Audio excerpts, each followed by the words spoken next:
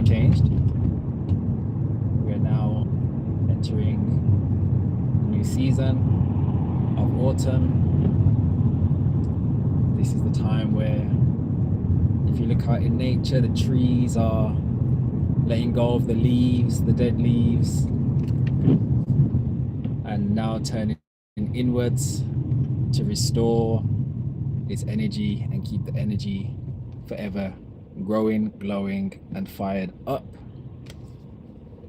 That being said, if we look out in nature and we see and can acknowledge this change, then also we can also reflect the change by also releasing what no longer serves us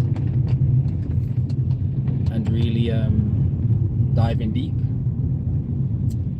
And one way in which you can dive deep, and it will be the biggest probably deep dive that one may engage in, which is dry fasting. Dry fasting being at the very top of the pyramid in terms of detoxification and fasting. Many people refer to dry fasting being the only type of fast. Some people identify dry fasting and water fasting being the only two types of fasts, and everything else not being a fast. I guess it just depends on what you class as a fast. So it's subjective and very individual.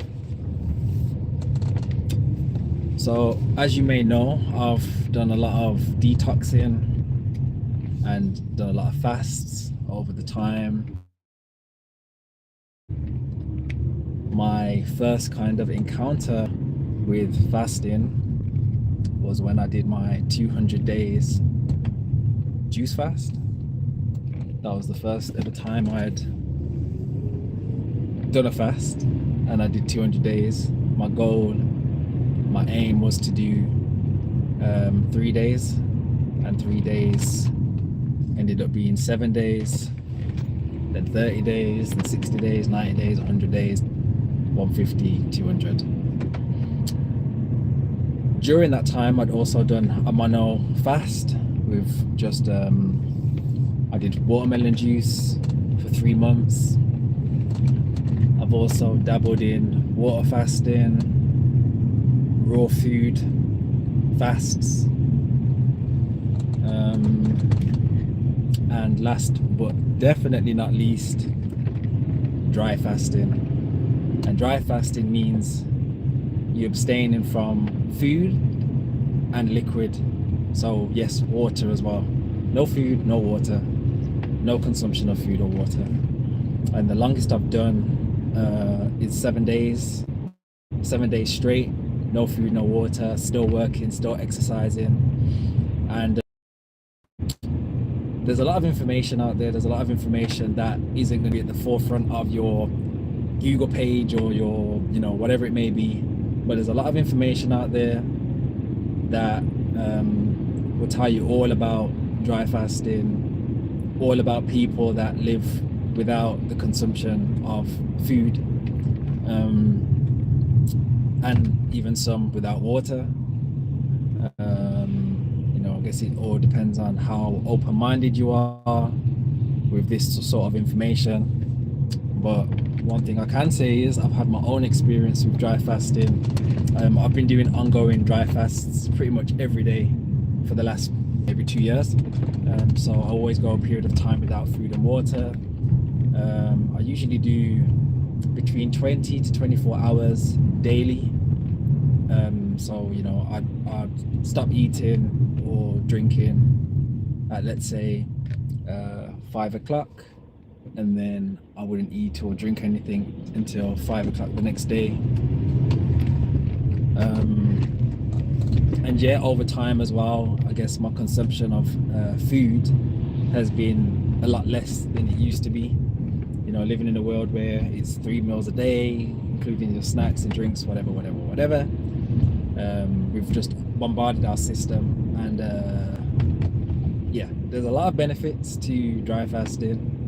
And if you feel the core, you want to challenge yourself, you want to dive deeper within yourself. And yes, I will make this disclaimer now that if you decide to do the dry fast, then you may have some stuff that comes to surface, emotional stuff, trauma that may have been, hidden and been suppressed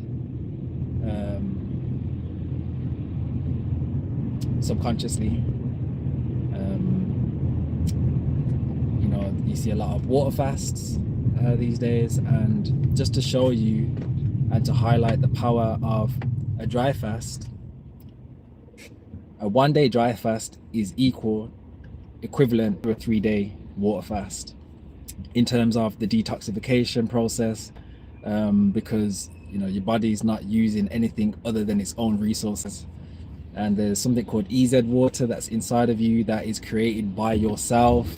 And so we have this internal reservoir of water, and just like a dry river that has been blocked up with maybe some stones and rocks, think of your internal system as the same sort of thing with all the food that you consume that has no water in there.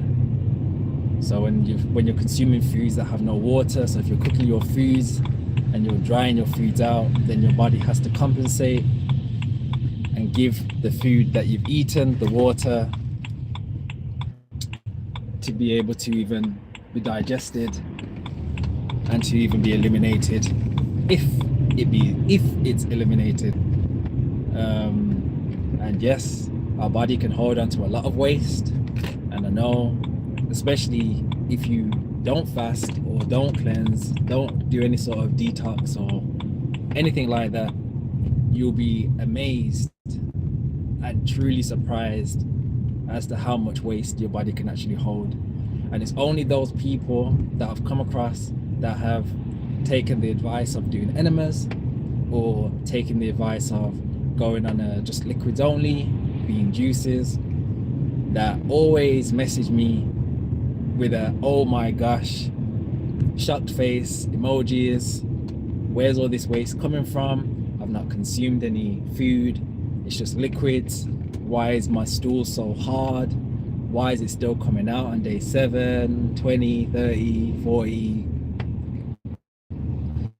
and continuous? You really have no idea how much waste your body can hold on to. And trust me,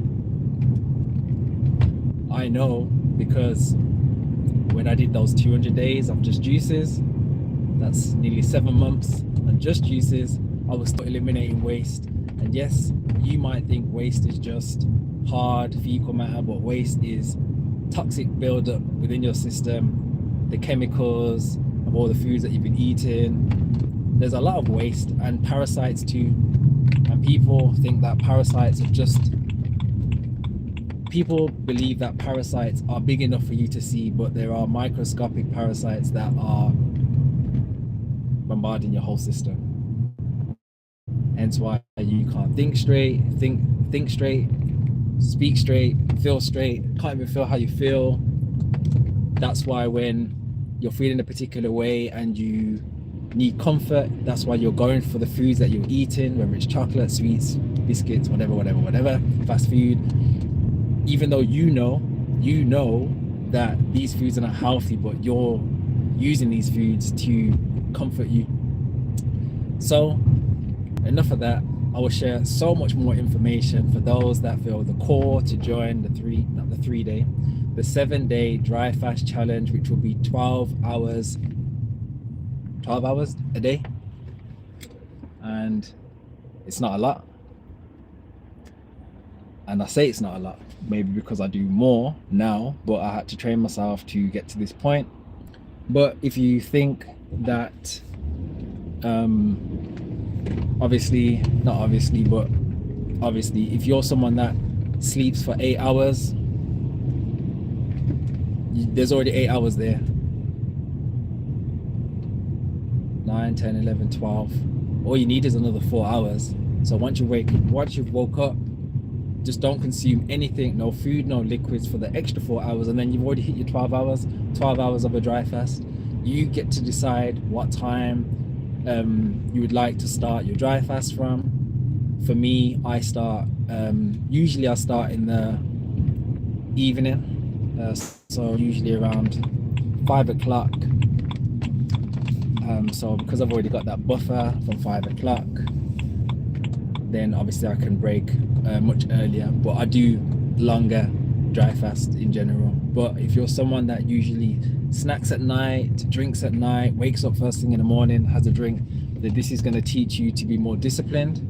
This is going to teach you to reconnect with your system, your body, and allow you to dive deeper. So if you feel the call, you feel inspired, I will drop some more little information under this video with any sort of information that you may need. And also, if you feel like you need some questions answered, then feel free to drop me a message, and this challenge will be done in my private WhatsApp group. It's free and open for anyone that feels the call, feels inspired to do the fast. But yeah, I would highly recommend for anyone to do it. I have a lot of experience and information on dry fasting, and it saves lives. So yeah, if you feel the call, drop me a message. I will save this video. I'll be posting it around on my socials.